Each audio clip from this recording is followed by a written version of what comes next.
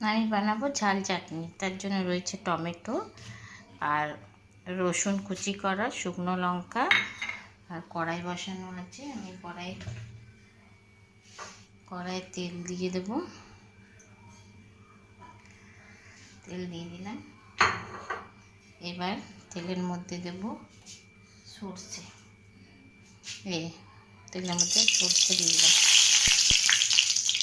এরপর সর্ষে খুব ফোটে বন্ধুরা, লঙ্কা, শুকনো লঙ্কা,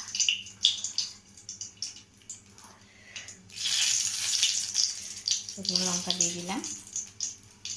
এবার একটুখানি আমি নেড়ে নেব। নিয়ে রসুন কুচিগুলো দিয়ে দেবো। রসুন কুচিগুলো দিয়ে দিলাম। নাড়াচাড়া করে হবে, একটু লাল লাল ভাজা হবে রসুনগুলো। রসুনগুলো লাল লাল ভাজা হবে, ভাজা হয়ে এসছে। এবার আমি দিয়ে দেবো টমেটোগুলো। ঝাল চাটনি বানাবো, কোনো রকম মিষ্টি থাকবে না এর মধ্যে।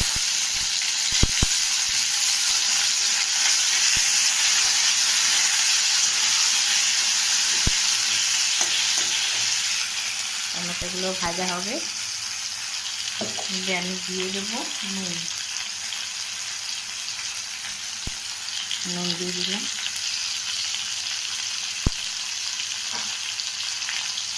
হলুদ দিয়ে দিলাম। নেড়ে নেব।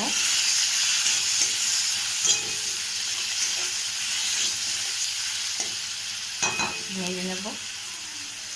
গ্যাসটা একটু সিম করে নিই। সিম করে এটা একটা ঢাকা দিয়ে দেবো। নুন দিয়েছি, নুন দিলে টমেটো এমনি গলে যায়। মনে হচ্ছে গলে গেছে। ঢাকাটা খুলি। ঢাকাটা খুললাম। আর একটু গলবে টমেটোগুলো, পেস্ট হয়ে যাবে টমেটো।